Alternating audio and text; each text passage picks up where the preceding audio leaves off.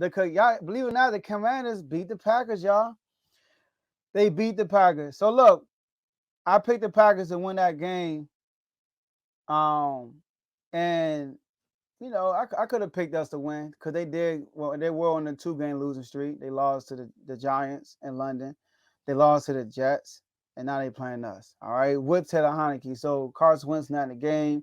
Taylor Heinicke hasn't played all year. Team is motivated. Ron Rivera just spazzed out after the Chicago game. I was actually on the phone with Mark when we actually listened to that that rant together, and it's funny because when I first heard it, you guys, Mark, I was like, man, this is good.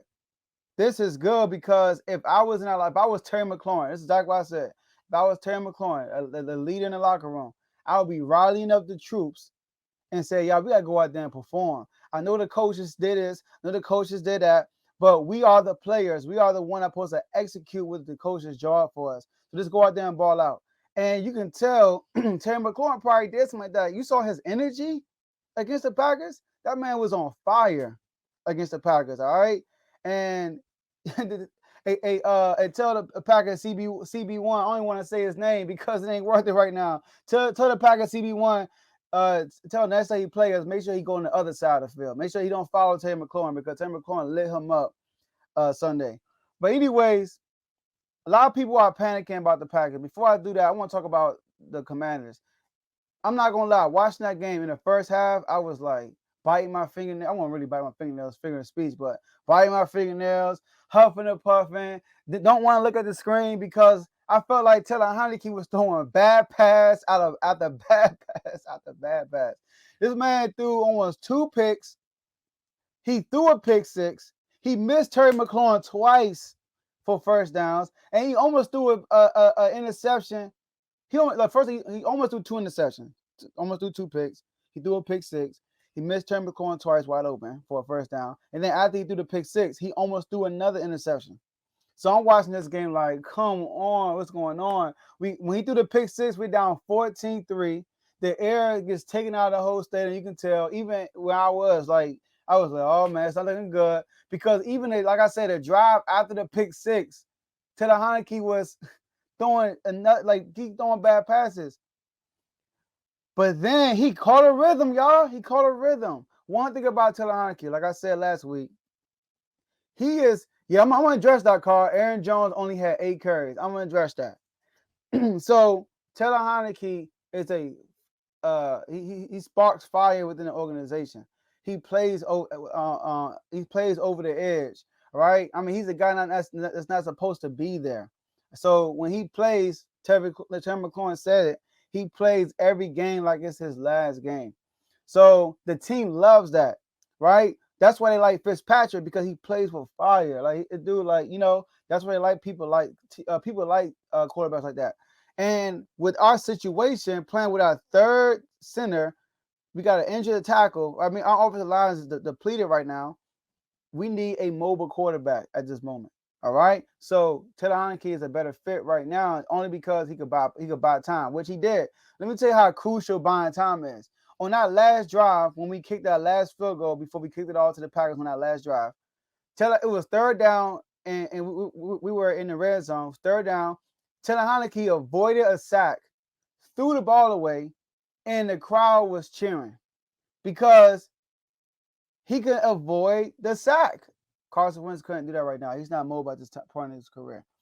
So I'm excited about that win and going forward. All right. I think our schedule favors us. We play the Colts next week, who's putting a backup in. Nobody never seen. That could be a good or bad thing, And then after that, we got the Vikings, the Eagles, and then we got people like the Texans. We got the Jets. I know that these guys are playing somewhat okay, but I'm confident we can win those games. Now the Packers, right? The Packers issue is, Carl said it in the comments. Carl put Aaron Jones, 8 carries. The Packers throw the ball too much. They throw the ball too much. Now, look, our defense play good. I like how our defense play. We didn't allow a first down, third down. All right. Now, we did allow 2 because of penalties, but outside of those penalties, we did not allow a first down on third down. But the defense played good, but there were a few times when they dropped some balls. All right, they dropped some balls, and the Packers know that going into this game. They know that they have receivers who can't hold on to the ball. So why are you throwing it a million times? They ran the ball 12 times for 38 yards. I think 38 yards, or 36 yards. 12 times for 38 yards. But at times when they were running the ball, they were getting yardage. But in the NFL, you have to be disciplined because you're gonna throw. I mean, I don't know. Think about this. The Packers throughout the whole game, they either had the lead or they were down by one possession throughout the whole game until 6:40 left in the fourth quarter. But yet you throwing the ball a million times. And you're right, Mark, because you got A-Rod. You got A-Rod, but you don't have a Devontae Adams. You don't even have your safety net that you love, Aaron Rodgers, Randall Cobb. You got Sammy Walker, who just came off injury, who you missed wide open. You threw it to Dobbs for a first down, but Sammy Walker was wide open, but you missed him, Aaron Rodgers, right? You just got Sammy Walker's back. And then you got these young guys, Lazard dropping balls too. I mean, we know that going into this game. Run the ball.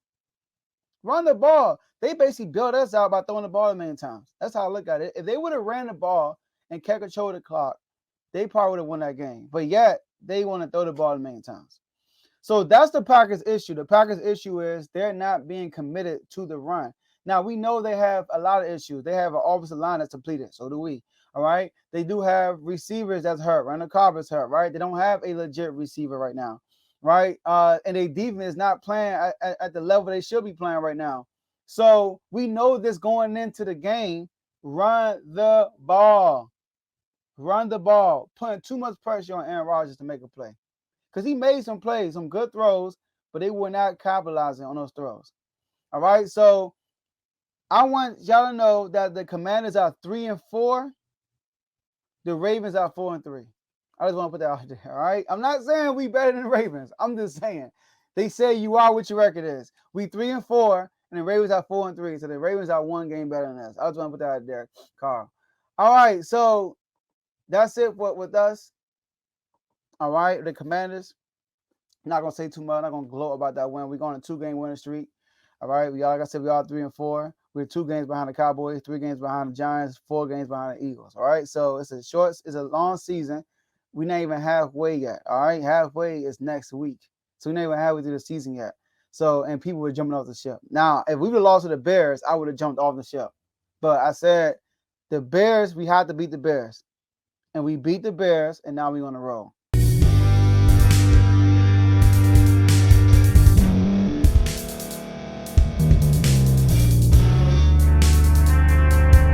Thank you for staying to the end. If you're watching this on YouTube, please like this video, subscribe, and also hit that notification button so you can be notified next time we put out a video. If you're listening on any podcast platform, subscribe and hit that notification button, y'all, so you can be notified we put out another podcast audio.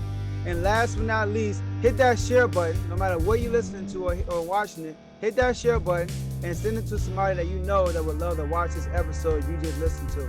So once again, thank you for staying to the end, and we'll see y'all at the next episode.